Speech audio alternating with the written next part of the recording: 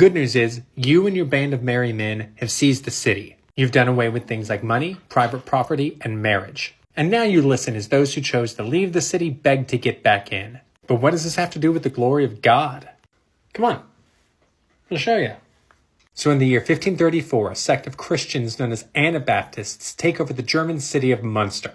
The group's initial leader, a guy by the name of Jan Matthias, is violently dispatched by the local crown prince. And the new leader, Jan van Leyden, we'll call him Jan II, takes over. And he says Jan I was allowed to fail in his mission due to his lack of faith, and essentially turns Munster into a German hippie commune, doing away with things like private property, even going so far as to abolish the sacrament of marriage. Some people didn't like this, and they tried to fuck off and leave, and were quickly fired upon by the people sieging the city. When they try to get back in, Jan II says no.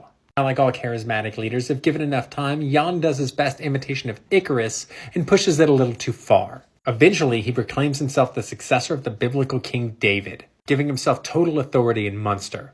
He even starts dressing like royalty. And it's like, dude, calm down. You're a tailor's apprentice. Nothing wrong with that, but it also turns out there's a lot more females in the city than there are males, at about a 3-to-1 ratio. So eventually Jan II makes polygamy compulsory, meaning you have to have more than one wife. Jan, for his part, had 16. I mean, everybody's got to do their duty, right? As the story goes, one of Jan's 16 wives was a woman named Elizabeth.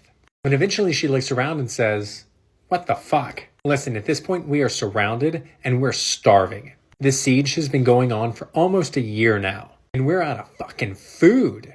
Like literally, we've eaten all the food there is to eat, including our pets. We're over here fucking eating grass right now.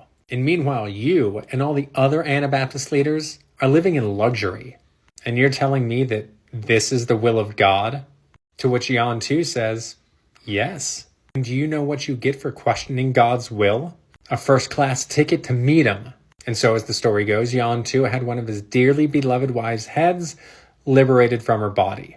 And this proved to be the straw, or the 2x4, that broke the camel's back. Which is weird, right? Not that this horrific incident changed things, but more so that things were left to get this out of hand before they actually started to change. It wasn't the forced conversion or exile. It wasn't seeing your leader not fulfill his prophecies. It wasn't you losing your spouse. It wasn't when previous followers were kicked out of the community and left to die rather than be let back in. It wasn't when the town blacksmith spoke up and was taken out by an early version of a pew-pew, which it turns out wasn't that efficient and just wounded him, causing him to transition into the next life over a few excruciating days. Any one of those things seems like they could have been enough, but it was Elizabeth that did it. Eventually, the people of Munster turned Jan II and the other Anabaptist leaders over to the authorities.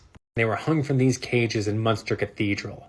But what ended up happening to them is one of the wildest things I have ever heard, and puts a perfect finishing touch on this little side quest we've taken, for the hour of pain and what it all means. Next time.